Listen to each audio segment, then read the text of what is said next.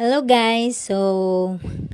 Naisipan ko gusto kong maglumpia. So, may nabili naman ako sa O-Save pagkasundo ko sa anak ko ng ground beef.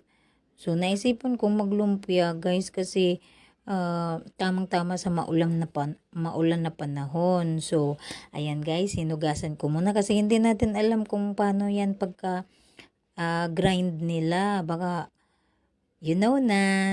So, kailangan advance. So, nilagyan ko siya ng isang egg. May carrots na po yan na ginayat ko, guys. Carrots, sibuyas, at saka bawang. So, nilagyan ko siya ng cheese, guys. Kasi para maiba naman sa lumpia, 'di ba? Medyo maalat-alat na yan. Kaya, konting asin na lang yung ilagay natin. Kasi, 'di ba, maalat yung cheese. So, after nyan, i-mix-mix natin. So, yan na po yung result. So, naisipan ko guys, lagyan ng malunggay yung lumpia natin. So, hindi natin mabitbit yung cellphone kasi naulan. So, kumuha na lang ako na walang cellphone na dala.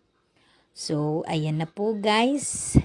Lulutuin na natin yung meat, carrots, sibuyas, at saka bawang. Nilagyan ko ng paminta at saka asin. With magic sarap na po yan guys.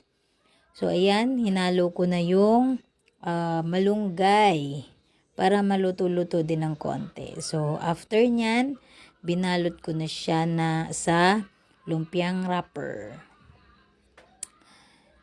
Yan, ganyan lang po yung pagkagawa niya guys. So, after that, lulutuin ko na siya, ipiprito ko na. So, 6 lang po yung prinito ko yan guys, kasi 3 lang naman po kami, so tagdadalawa lang kami. So, ayan na po yung luto na guys. Thank you, bye.